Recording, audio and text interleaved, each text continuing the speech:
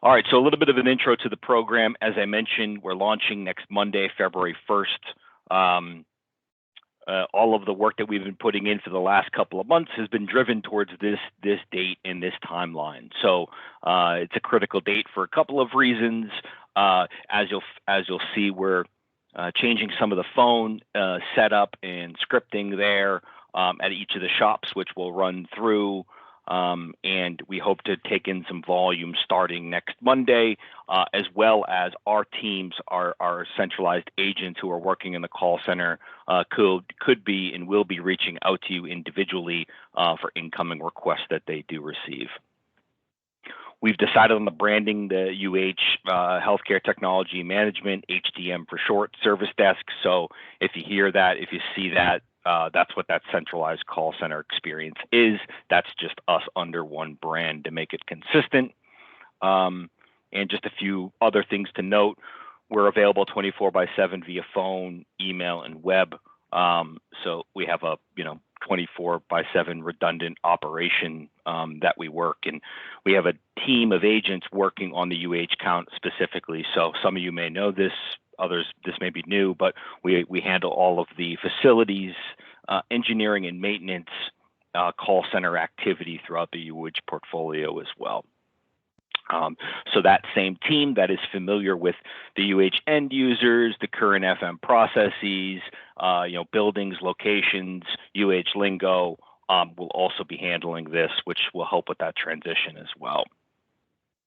We've also set up specific workflows to prioritize things in requests that are coming from operating rooms, diagnostic cardiac imaging, to help expedite the process of that work. We understand that's a major linchpin to be able to get those things done quickly. So we'll share with you kind of what our plan is around that. And then we're bringing in some new tools as well. So we've updated and provided centralized intranet experience on the UH network. So if someone searches for biomed, clinical engineering, they'll get a new experience, as well as being able to submit new work orders through what we call the Quality of Life Hub digitally. So I'll show you a little bit about that too as we kind of go through. And then an important piece to know, our team is extremely flexible. Not every site is the same, which we've learned over the last month and a half. Everyone has specific needs, and we're here to accommodate that. We're not, the reason why we're putting this in is not to, become another barrier between you and your customer. It's actually to help you. And so if we need to change, if we need to adapt, we're very flexible of how we can do that, and pretty quick too as well. So I guess more on that as well, why the change, right? And in working with all of our directors, Randy, Larry, Dave, John, Salil, I think this was the overwhelming kind of message that we wanted to send, and this is why we're doing it. We want to be able to give more time back for you, remove that burden of data entry so you can spend it with your clients, working on PMs and critical assets and dealing with urgent requests, to be able to provide more communication and consistent communication to UH end users. So hopefully that means less voicemails for them, less operator conversations, and more ability to get somebody live on the phone immediately. Less interruptions, so giving you, again, more time back, so minimizing hallway conversations, and those will probably always still happen, but at least giving you another avenue to be able to push requests to us.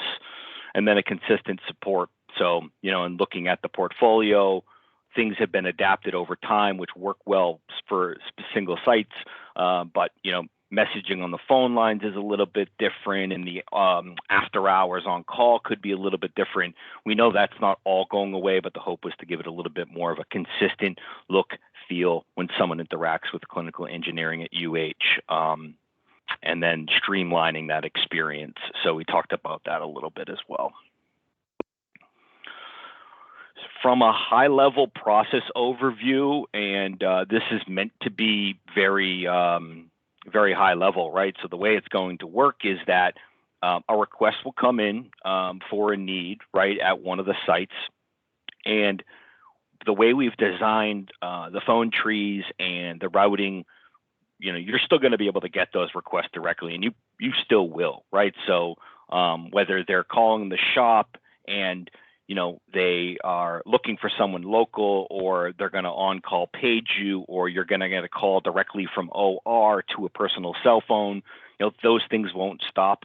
What we hope is that people start to learn how to use the call center appropriately over time, and so they'll have that option to be able to do that, which you saw on the first page, via toll-free number, an email address, as well as that new digital experience through the Quality of Life Hub. So they'll place that through us. We'll then process that, and obviously of importance to us is, where's it coming from? Who is the point of contact that's calling it in? What's the asset or the control number that it's pertaining to? Level of urgency or priority around that, and then we take that, and then we're going to input that into Minuteman. And we have a couple process flows, which we'll get into next, which are a little bit more detailed, and I think will help you understand how we're setting it up. But basically, routing it via whether it's routine and during business hours, whether it's routine after hours, whether it's emergency or urgent off hours, or whether it's emergency or urgent during normal business hours. So we have a couple different workflows that we'll run you through. And then you and your teams are still responsible for updating Minuteman after the triage with the customer and the requester, as well as completing that as well. So it's really meant to take away some of the input administrative burden, or some of the requester communication, as well as streamlining getting these requests directly to you. So a little bit more detail on those scenario-based process flows, and I know that I've worked in conjunction with a lot of you to get to this point. And so before I jump into these, I just want to say it's not meant to go site by site, because we would probably need 3 hours instead of 1 hour, but it's meant to be pretty high level. And for each of these, we know there's differences for each site, which we've accounted for, and we've built into what we call our distribution matrix internally, which helps our agents dispel, okay, what's the problem? Where's it coming from? Who are my points of contact? And what are those points of contact? So the first flow is basically coming in during normal routine business hours, and we know that there's different business hours, at each different site as well. So what we want to be able to do is track that real time in Minuteman. So if it comes to us, the first thing we're going to do is assign it to a lead tech. And again, it's meant to be iterative, so that doesn't mean that we'll assign it to the lead tech forever. But to start, that's how we will work, both for single sites and for multi-tech sites. And then we're going to be alerting that lead tech via Shopline, could be Vocera, in the case of main campus, Ahuja, Parma, or we're going to be alerting via extension or cell phone, however that site prefers to be communicated to. Each of those will have about a 1 hour response, and what our goal will be is to make sure that we know that work's been picked up by the site and assigned to someone, essentially acknowledged by the team there. Once that happens, our team will then move that into acknowledged status in Minuteman, work with you to say, are you going to communicate to the customer? Should we, in terms of time of arrival, troubleshooting? And then from there, the requester gets updated about the completion time, arrival time, and then it's up to the technician to troubleshoot the asset or the problem and complete the work and update everything in Minuteman. So again, meant to be high level, pretty iterative, but this is basically the general flow of how this will work.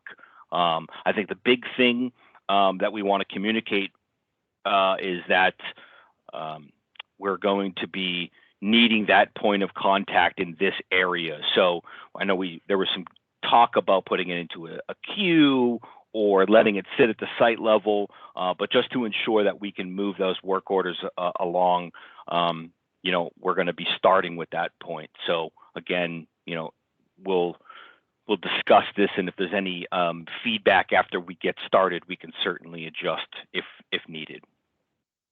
Routine after hours. So if we take in something after normal business shop hours, weekends, holidays, and we know it's not work stoppage, we're going to assign it to the lead tech in Minuteman, and we're not going to call, we're not going to bother you, and basically that requester will be updated once that shop opens, the next business day. So, and we'll reiterate that to the caller when they do call in, just so they understand what to expect there. So pretty straightforward. Urgent or emergency during normal business hours will really follow that first flow. The biggest difference is that there'll be a 15-minute response time. So the expectation of turnaround time or getting in touch with someone at the site level will be a little bit more, will be quicker. And my guess is, a lot of the ways that you're getting urgent and emergency requests today will probably stay that way for a little while until people get comfortable using the call center. So, don't expect those to go away completely. They'll still probably come in directly to you, but our team just needs to be prepared for those different scenarios. So the rest of the flow kind of follows that first one as well. No real change there except for that 15-minute response. And then for after hours weekends for each site, this is very, very important. And we know this is the critical one, but, I wanted to reiterate that, we're only going to be reaching out for true work stoppage only. I know that there's been cases of that not happening when people are getting called in, but we're going to do our best to troubleshoot that on the front end and truly only reach out when it is work stoppage, that it certainly cannot wait until the next shop hours or when you're open next. So that flow similar follows the normal business hours. The biggest difference there is that we're having either on-call technicians via a pager, so we'll be able to page you and you'll get an actual page from the call center number, which then you can communicate back to us similar to how you're working today, at some of the sites with the operator level. And then we'll be able to let you know what that is and all the details there. Or some sites, they have cell phones like Lyria and Portage, right? As opposed to pagers, they have on-call cell phones or individual cell phones that we'll use. And then we have their on-call schedules, so we know who to call when to make sure that we're getting in touch with the right individuals. And then it's our last resort. If we're, in those scenarios, we're going to go through them a couple times, right? A couple pages if we know it's true work stoppage. And as a last resort, after several tries, we will reach to the directors in those cases, just in case of an emergency. Everything else stays the same, basically updating the requester about the arrival completion time and help supporting you communicating back to the end user should you need it. Or allowing you to have that contact directly, which all of you know, right? These are your sites. These are the people that you work with every day. And so you kind of, you understand what is work stoppage and who needs to be communicated with directly.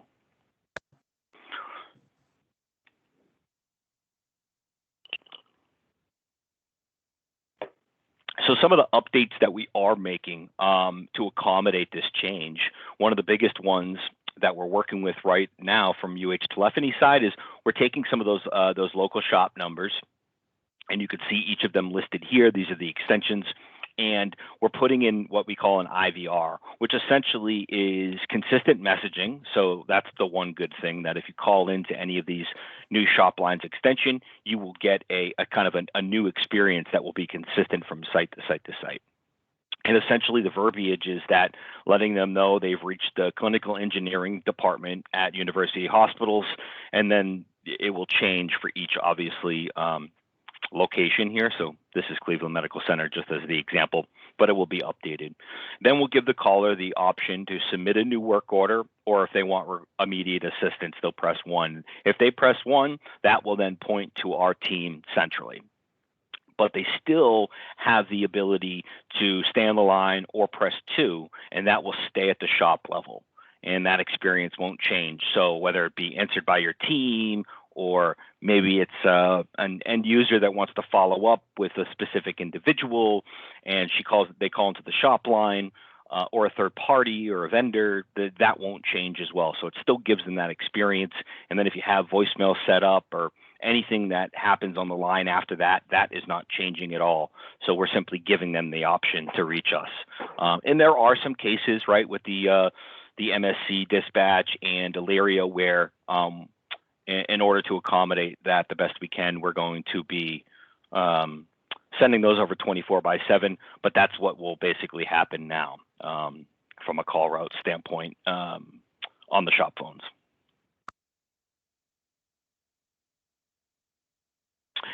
And then what we're doing actually at the individual tech level, so we were able to capture for the most part everyone's full phone number and extension at the individual level.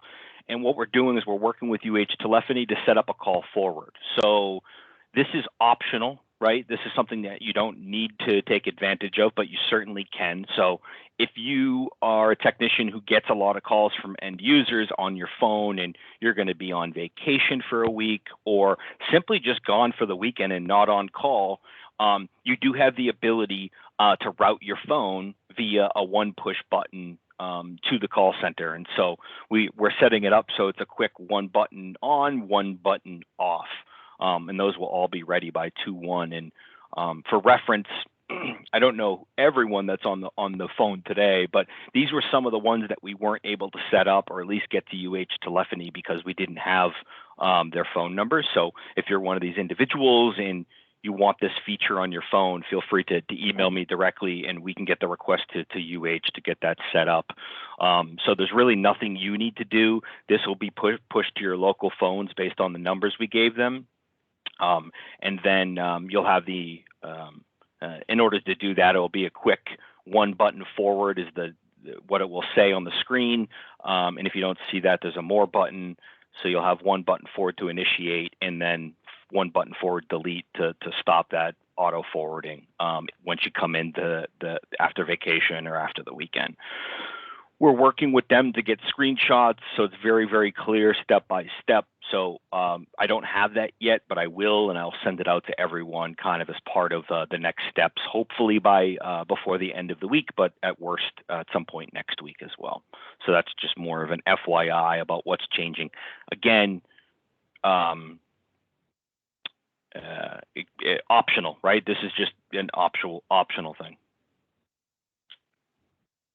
We're also centralizing and putting in a new intranet experience, which is actually live today. And I'd show you it, but I'm not on the UH network. So I'm just giving you a screenshot here. Essentially, this is if an end user is looking for clinical engineering, how to submit a request, they'll now have one page to be able to do that. Just a little bit of an intro. How do I actually place a repair request?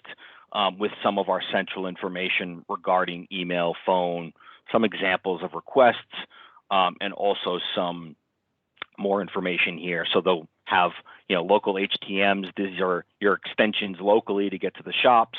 Contact card, which is just a little bit more information about the service, and then some general FAQs about what that experience is like. So we're working on the back end to set up some programming. So if someone puts in biomed or CTM or clinical and engineering, this will pop up first. But this is what that new page in experience looks like. And we have a individual that works for us that's actually on UH premise, Maria Supernaut. She's been creating this page. So again, we can make updates to this as things change, maybe an extension changes or any other information we add to an FAQ, it can go here as well. This is another change, and I'm not sure how many of you have downloaded this or taken advantage of the Quality of Life Hub, but essentially this is a web URL as well as a mobile app for iPhone or Android users where we've set up to accept facility requests. So we're also doing the same thing for clinical engineering. And so you'll see on this new main menu when you log in, using your UH credentials, it's single sign-on enabled. So, you can use your UH credentials and log in via that way. We'll have clinical engineering on this new menu starting next week. And then from there, we'll be able you'll be able to pick your site that you want to submit your request for. your location description, control number, and a description of the problem. Just a really simple way to capture this if someone doesn't want to place a phone call or it's not urgent, right? So if it is truly urgent, we want them to call. But another cool feature is they also have the ability to submit a photo too. So if they want to take a picture, of the control number or want to take a picture of the problem, they can do that.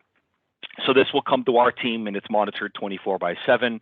And the best part here is that people can refer back to requests that they've placed. So this will all be in their individual profiles here.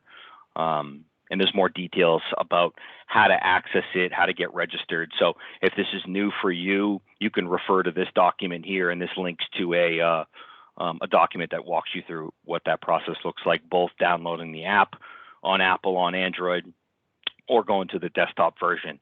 Again, it's an approved tool by UH and single sign-on enabled. So very slick, very easy to use, and that's the goal, is just to give people another way to do that. Right now, we have about 5,000 people actively using it throughout the portfolio for FM. So we're hoping there's some adoption here on the clinical engineering side as well. Just another mechanism by which that we're putting together is a information card.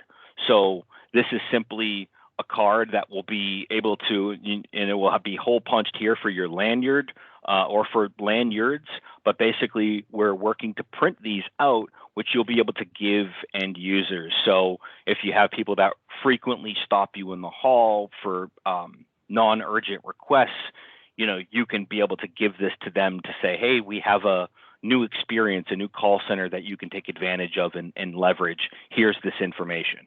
As you can see, it's still got the individual shop lines on the back along with our toll-free, but it's got, our dedicated email address, our QR code. So you snap your camera at that and it goes right to the mobile app download or go to the Quality of Life Hub. So we're working on getting these printed and then shipped to each site. So timing's TBD, but we hope to have a good allotment of them for each of you to take advantage of and use and to give to end users or your more frequent users in the coming weeks.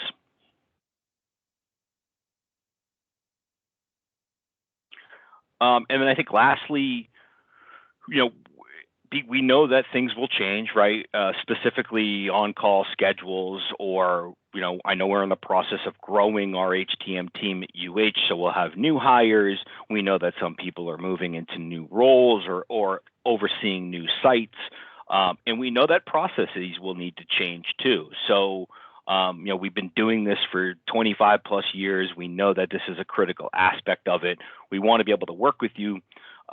So we do have this criteria for anything that you need changed. So some of those things that I talked about, a new hire, email changes and number does, we move off of pagers or we move off of Lair and Vocera during the day, whatever that case may be, we'll just need to know that. That way we have the most up-to-date information and we can kind of update it on our side. So what we ask is that the lead tech at each of the sites just puts together, a quick snapshot of what those changes need to be. You can email us at uhhtmservicedesk@sodexo.com.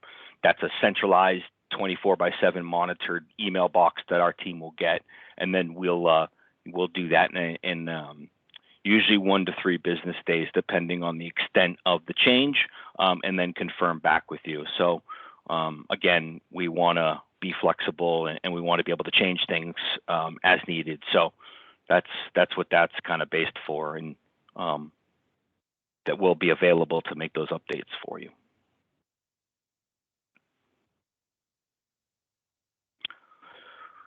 So went through it pretty quickly, but I wanted to leave time for open discussion and Q&A. This is some of the first time a lot of the people are seeing it, or we would just want to give the ability for either the directors to make any commentary or anyone to ask any open questions about kind of the process, the next steps, or anything site specific as well. So feel free to to come off mute and ask your question or throw it into chat, whatever you think is best.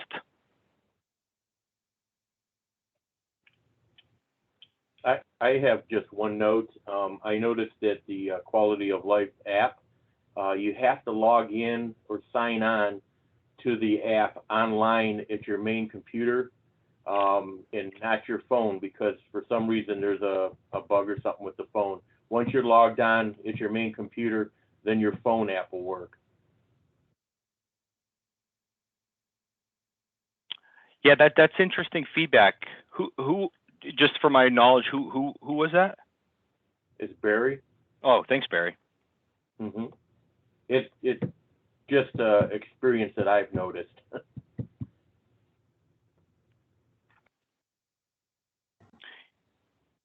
Hello, this is Mohammed from Clinical Engineering. We're sorry, me and Z are here, but we're off site, so we're a little bit late. If you don't mind, can you just go back to the one slide that had the link to the app? I believe it was slide 10 or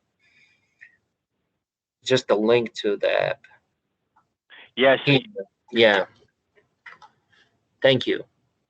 yeah, no problem. And just so you know, this new experience is being released over the weekend, so you won't see it today. This is in a sandbox or like a training environment that we mocked it up. But what we're doing is we're pushing the update to start Monday. That way, we don't get anything before then. So you won't see it, but at least you can get set up on the app and or on the desktop version. Thank you. Yeah. And just to reiterate too, this is really for new requests to be submitted. So again, you could, if you want to place a facilities request through here as well, you're welcome to do that. And you can, same thing with how we set up clinical engineering. You can pick your site, you can take a picture, you can track your problems and things like that. What this is meant to do is to give them another way to contact us. The information will go to our team, which will then input it into the Minuteman system, and then those workflows will basically start as we kind of reviewed at the beginning, regardless if it's an email, a phone call, or a web request. But good question, Mohammed.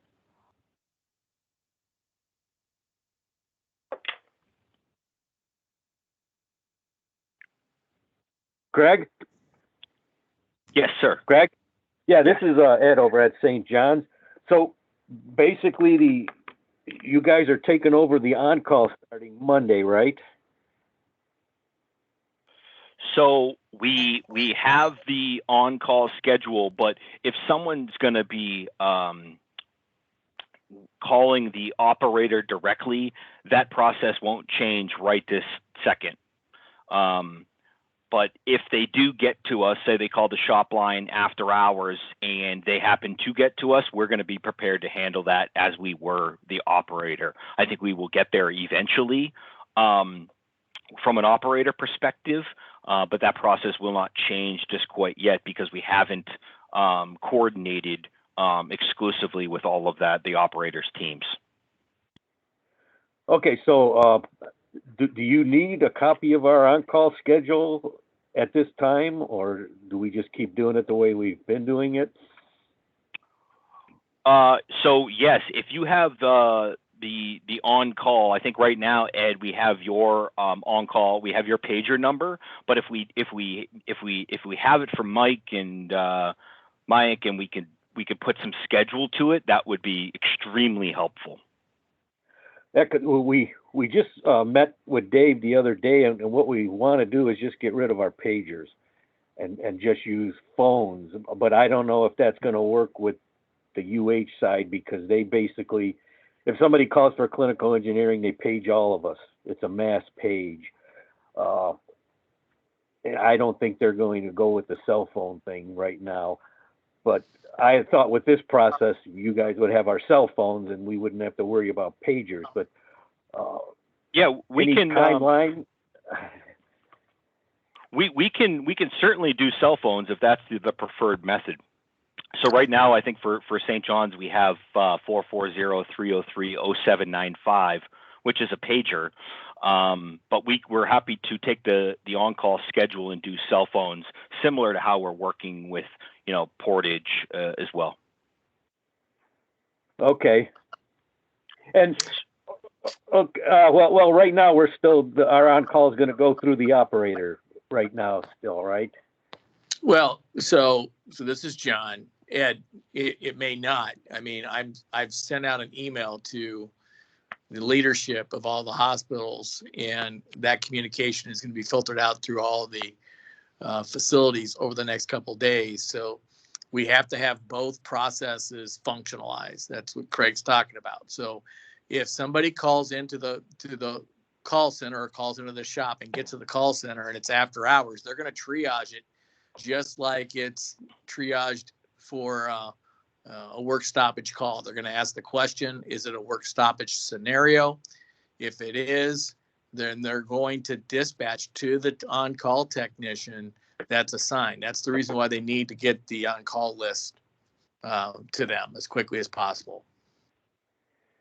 Okay, Now, so it sounds like we're going to have to still keep our pagers in case the operator pages us. But yeah, what I can do is I'll send over our on-call schedule. I'll put our cell phone and our pager numbers in there.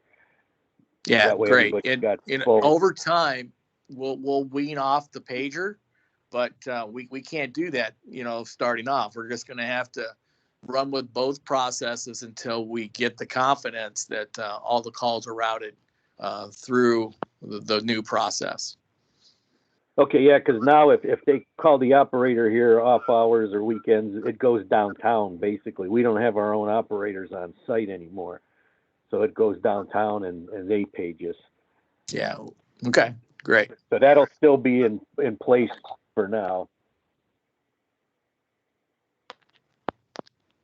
Yep, but yeah, Ed, you can send me that directly offline, and we can get that inputted into the master distro list that we're working through. Yep.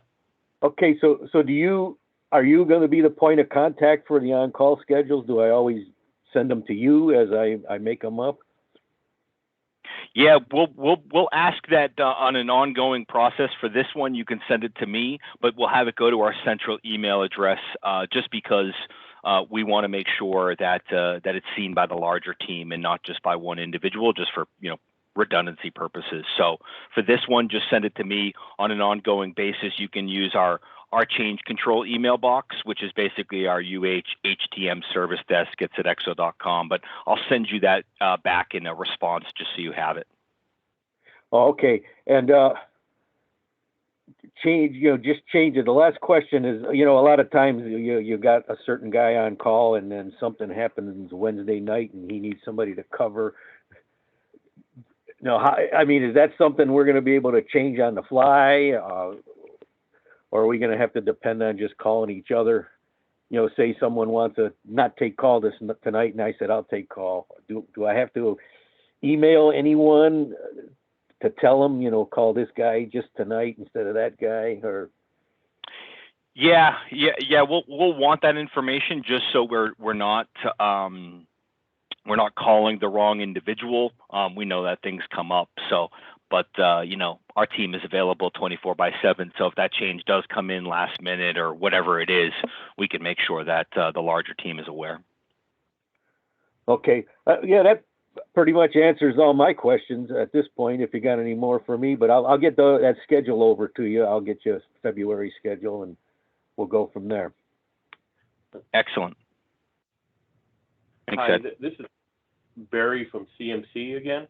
I just wanted to add into that last point. Sometimes we swap weeks here depending on family issues. If you could maybe make a procedure or, just say that you send it to the UH service desk at sodexo.com, that's fine. But at least have a procedure to let people know what they need to do when they're swapping weeks. Yeah, and in the case of main campus, Barry, just to confirm, so we have the 31306 pager, but is that the on-call? So anyone who's on call is taking it? Yes. Yeah. See, and if that's the case, right? If whoever's on call is taking that pager number, should be less of a need to be able to know who it is, right? For us, it's just a matter of making sure that we get the page out to the correct person. Mm-hmm. Right. I was just worrying about in the future getting everybody on board now, so then when the pager goes away, you know, then we'll be set for it. Yeah, we did put together, and I'll send it as a part of the follow-up. Basically, this change control is a document, and so this will go out to everyone. So you'll have, again, the information if you need to make a change to the on-call schedule or anything. It will be you'll have a formal document that you can refer to. Okay, thank you. Yeah.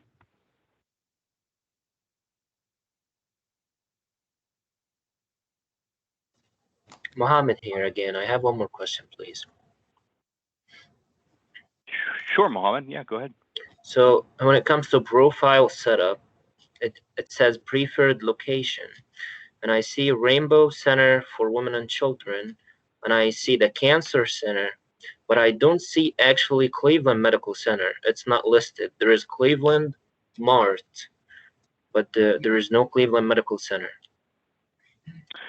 So if you're referring to the QOL hub setup, so Yeah. Cleveland, we don't have a location just for Cleveland Medical Center because the location would be too broad and big. We've done it by like individual building. So in that case, I would pick where your individual maybe shop is that you're working out of, whatever building it may be.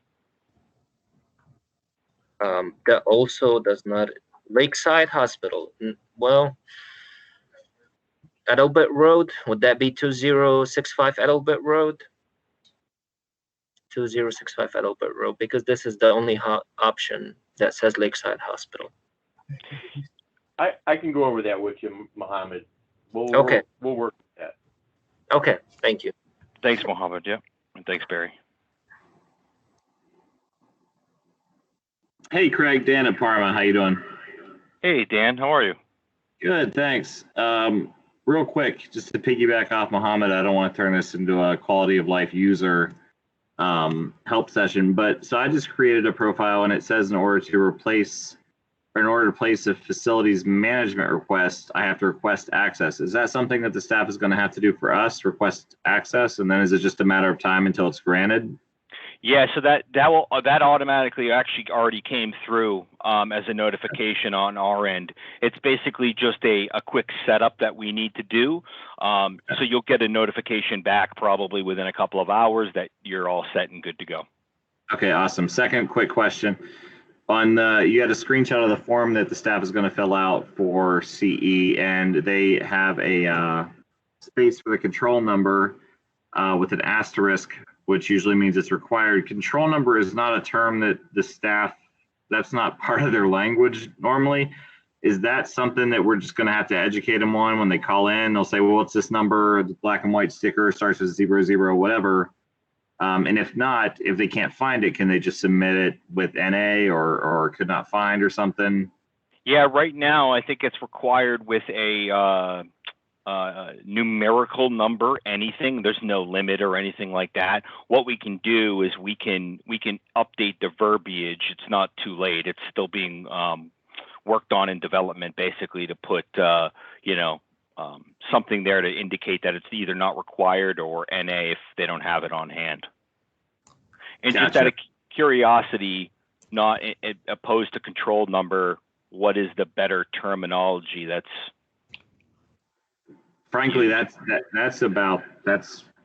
probably the best option I could think of. We sometimes will call it a Sodexo tag, but control number it's just, they normally just don't even think about that number, Yeah, and it makes sense right there. Yeah, they just want it to be repaired. So I get that. Yep. It would be ideal if we had it, because then we could look up the work order history before we even go out there, and we could say, oh yeah, it's this. I just looked at this last week and it was doing this, before we even get there.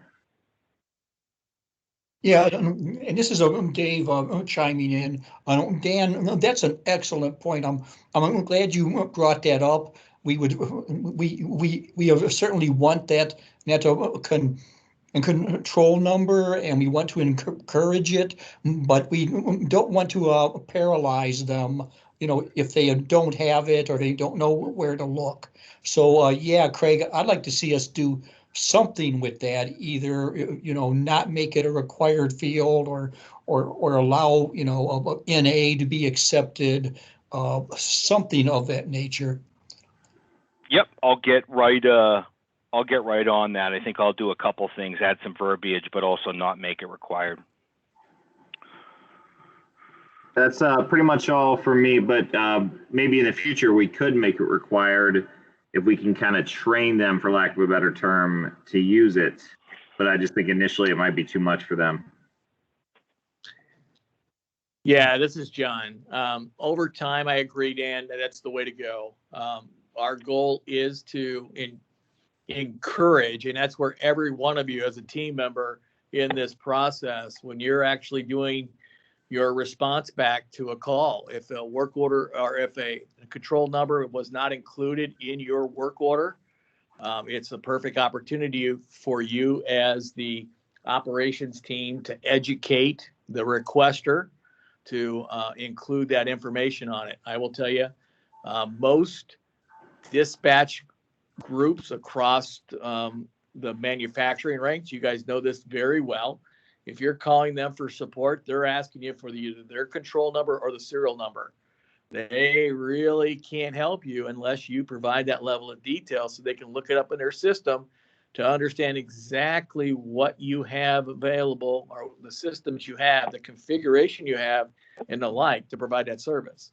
IT does it. They ask specifically for the control number off the technologies that they're supporting here within UH. They really want to know what that is. They may ask for the model number, but they'll ask for your name. They'll ask for, what's the asset number associated to that device on the bottom of the laptop. They're going to ask those questions. We need to ask the same questions. We need to educate the team. We're not slowing them down in any way. We're actually enhancing our ability to serve them quicker. And so let's make sure that we're using that as a communication methodology to educate them. But great call out, Dan. Mm-hmm.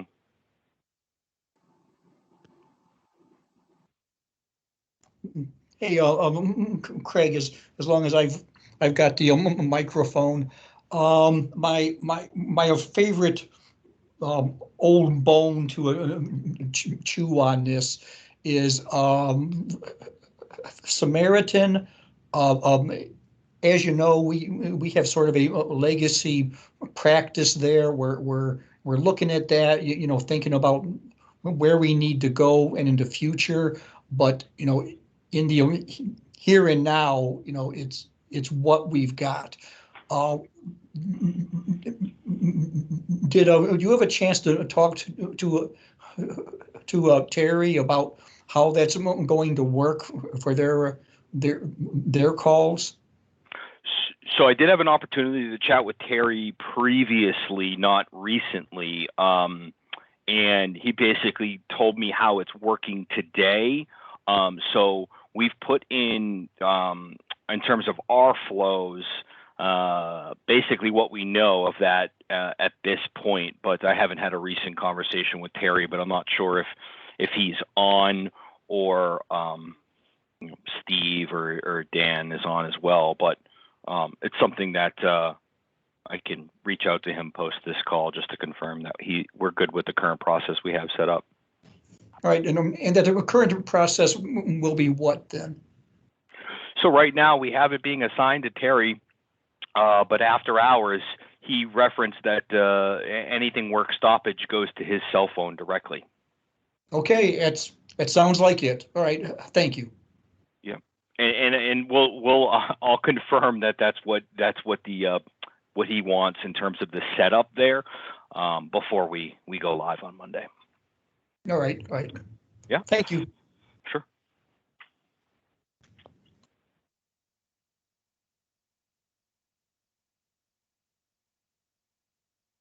I think I saw someone maybe raise their hand. I don't know if it was on accident, but Sam, I think maybe yes. From main campus. Yeah, go ahead, Sam. Yeah, I have a question. Sure. Yeah, shoot. Okay, there are some departments, instead of calling the shop directly, they will email us if they need an urgent way to do. So what do you do?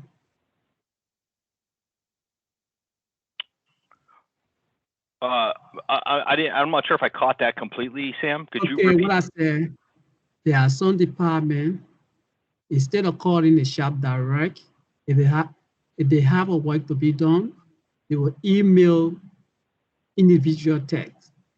So do you tell them to call help desk, or you tell them I'm coming to do the work? So what you do? Yeah, I see what you're saying. So sometimes you'll get an email directly in some of the teams. So what we want this to do, and I think it's going to be part of the education process, kind of as John alluded to, but I think in those scenarios, now you can have the ability to say, we have a new process in place. We're going to handle it. I'll take care of it.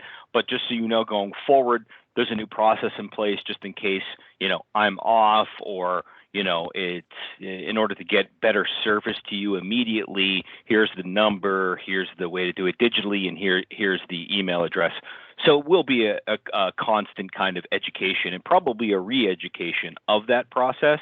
But what I would suggest is, don't push back on them right away. Still continue to service them so they get that great service that they're used to, but just let them know that there is a new and improved way to get those requests completed quickly. All right, thank you. Yeah, no. So Craig, thanks for saying that. And one of the things I will add to that, I'm glad this was brought up. As a part of the transition process, I highly suggest that each one of us that has an email, that we put a response response out there, a scripted response, and we'll help you with that. That indicates the new process. That way, when they're sending the email, they're also going to get a response back immediately that you've gotten the email. And however, if you need immediate attention, call this number because the process has changed. So we can use that mechanism as well from an education perspective. So Craig, maybe you and I can craft something that we could send out to all the technicians so they can actually add it to their out of office message, or, unavailable message, I guess is the best way to say it, that is active all the time during the normal business hours. And that will, direct them over to the call center. Yeah, that's a great point. I'll take a first stab at that and send it over to you, John. Thank you, sir.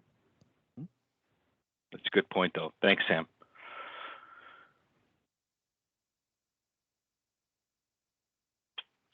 Any other questions from the team out there? General comments? Can you hear me? Yes. Hey, this is Terry at Samaritan. Oh, hey, Terry. I was answering earlier, but I was on the full system mute. What we need is an actual call system at Samaritan. I indicated that's the way it's happening. I don't really want it to continue that way. Like I said before, I get my wife's phone rings, my home phone rings, my cell phone rings, someone drives to the house, whatever. So I didn't indicate to use my personal cell phone for this. I would like the actual problem addressed somehow of having someone on call.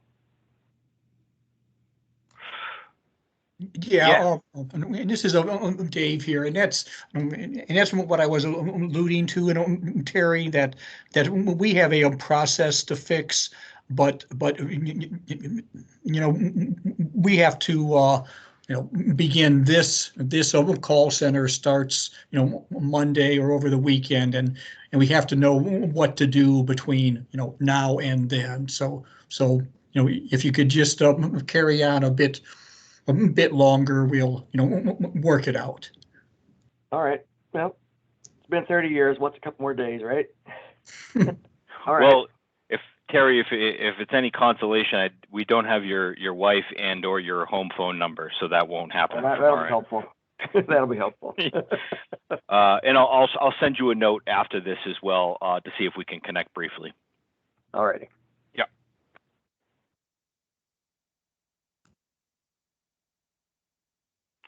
Okay. Anything?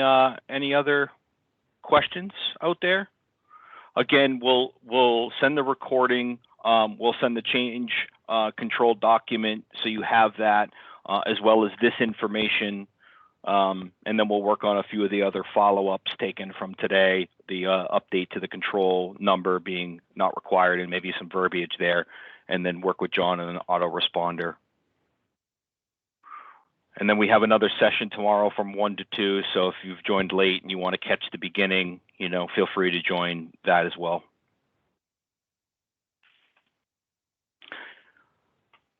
John, anything else from your end? No, Craig, thanks a million for, setting this up. And it was very informative and great feedback from the team. And I'm glad that we've got this level of engagement.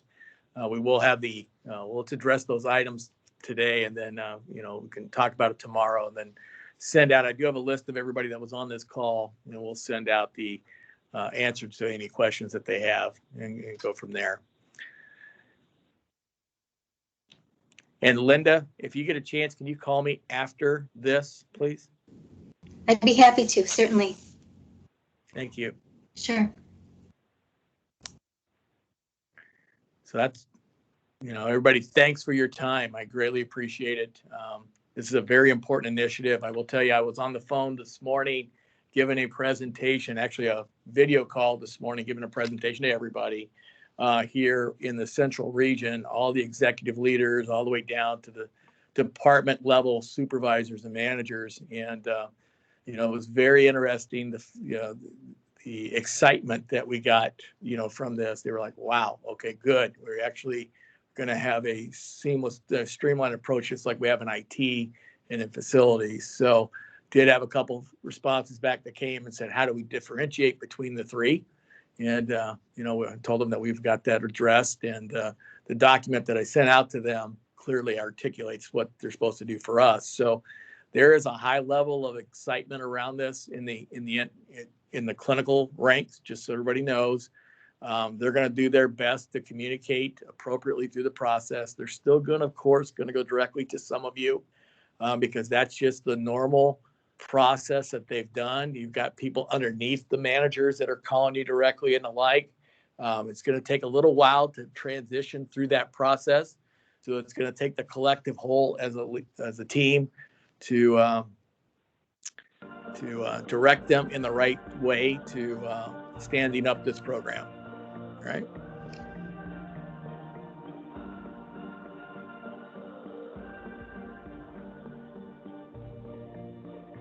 Okay. Somebody went on mute. So let's call it a call then, Craig. The Sounds Andrew good. Fowler Thanks, everyone. Adolescent and Young Adult Cancer Institute Take was care. created to provide specialized Thanks. cancer care.